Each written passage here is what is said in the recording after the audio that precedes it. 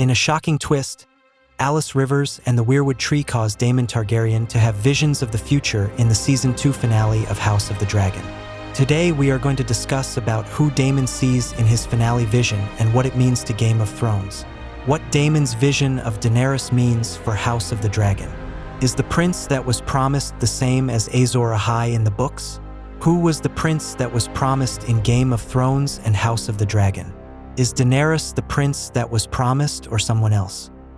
Coming to the question what Daemon sees in his vision. In the second season finale of House of the Dragon, Alice Rivers and the Weirwood Tree give Daemon Targaryen visions of the future.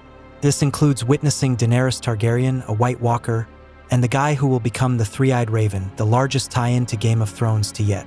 Even while the timeline of House of the Dragon begins more than 150 years before Dany is even born, it nevertheless forges a significant connection between the two. A significant portion of Daemon's arc has been shaped by his dreams and visions at Harrenhal. However, they are primarily based on his narrative and the people he is closest to. Returning cast members from House of the Dragon, as well as figures like Paddy Considine's King Viserys and Millie Alcock's young Rhaenyra were included in it. But the conclusion of House of the Dragon Season 2 goes far farther, as he observes. The first person to appear in Daemon's vision isn't as recognizable as a White Walker or Daenerys Targaryen, but is hugely important to the overall franchise. Though not named, this is Brynden Rivers, also known as Bloodraven. He's a Targaryen bastard, the son of King Aegon IV, and born around 45 years after the Dance of the Dragons. A White Walker, leading the army of the dead. What's not clear from the vision is whether the White Walker that Daemon sees is actually meant to be the Night King. A red comet, dragon eggs and fire, and Daenerys Targaryen with 3 baby dragons. Daemon's dragon, Caraxes, lying dead, Daemon himself dying in a body of water, Rhaenyra Targaryen sitting on the Iron Throne, and Helena Targaryen who tells him it's all a story. Then Daemon comes out of his vision.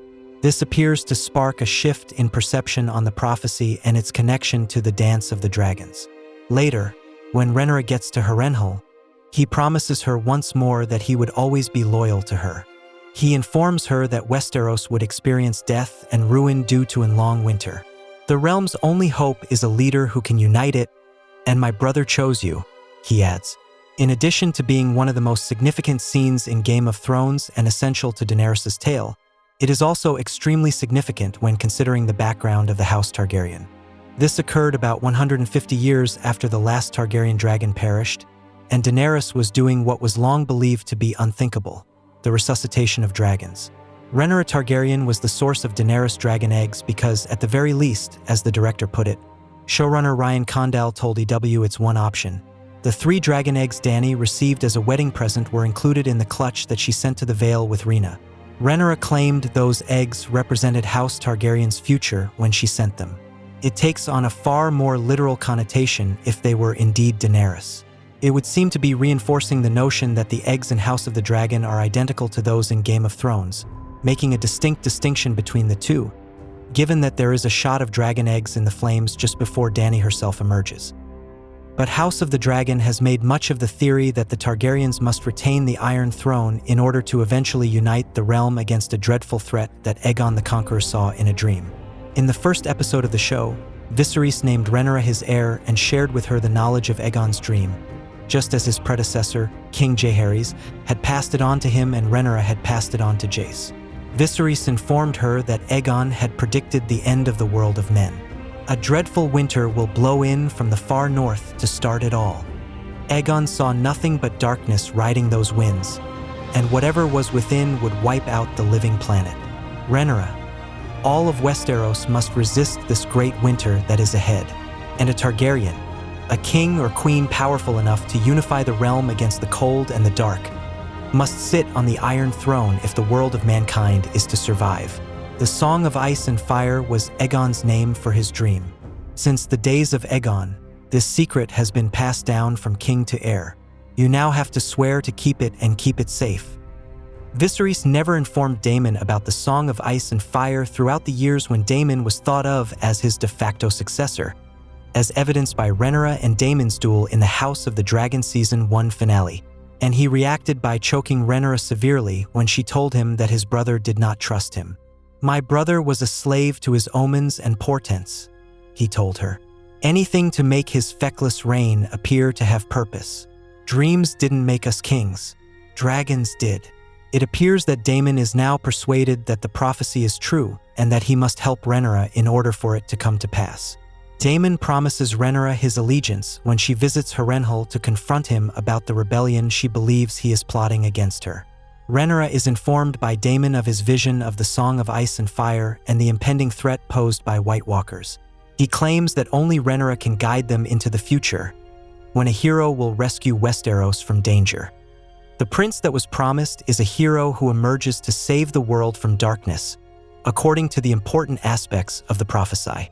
This likely alludes to the long winter or the arrival of the White Walkers.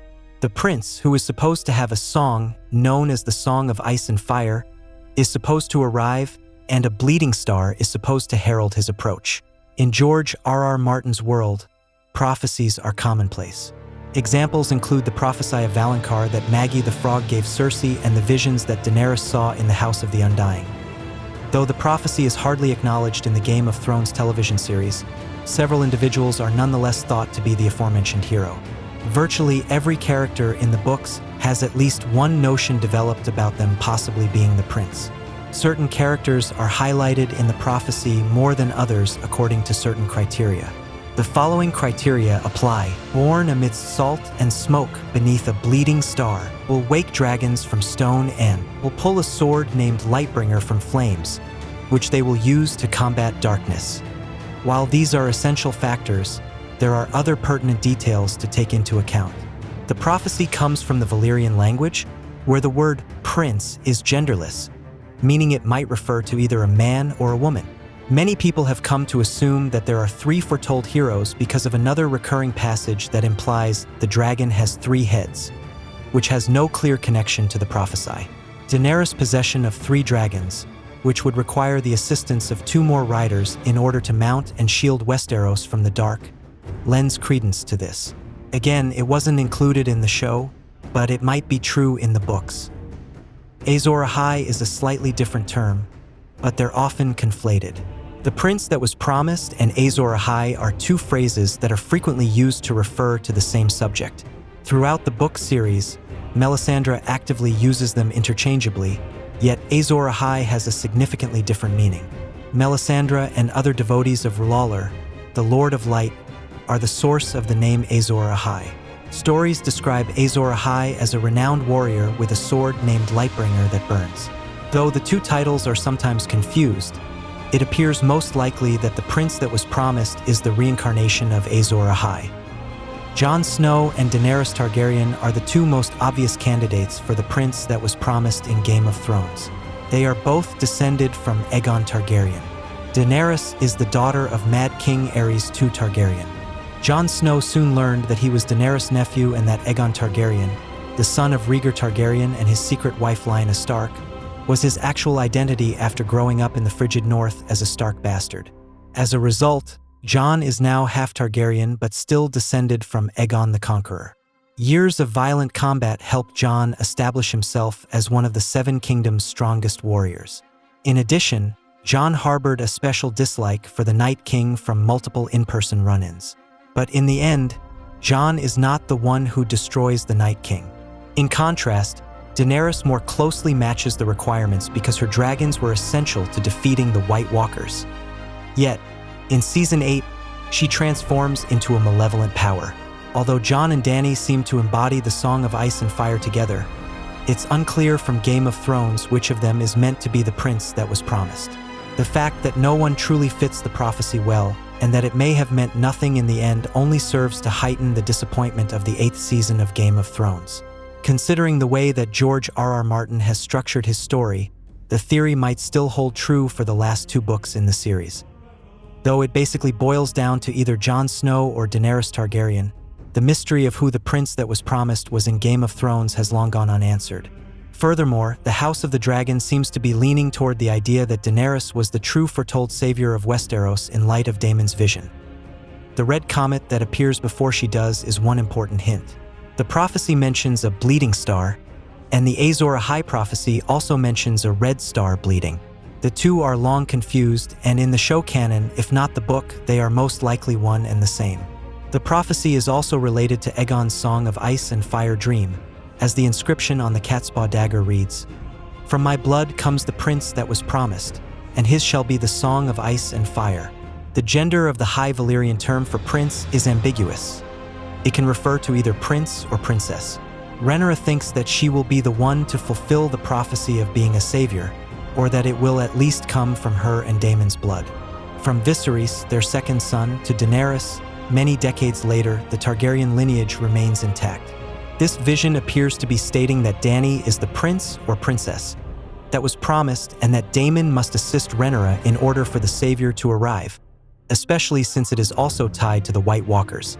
The fact that a White Walker appears in Daemon's vision is noteworthy and strengthens the theory that Daenerys is the prince who was promised. He perceives the enormous danger facing Westeros and the Targaryen who will vanquish it. That is questionable, of course, given Dany didn't actually defeat the Night King or take the Iron Throne, but that does appear to be the connection the vision is drawing. Arya killed the Night King with Aegon's dagger. Was she the prince that was promised? Arya ended the Long Night, but she's never declared as the prince that was promised. Regretfully, Martin's last Game of Thrones book, A Dance with Dragons, was published more than 11 years ago. Martin has not yet set a release date for The Winds of Winter, his unfinished sixth novel.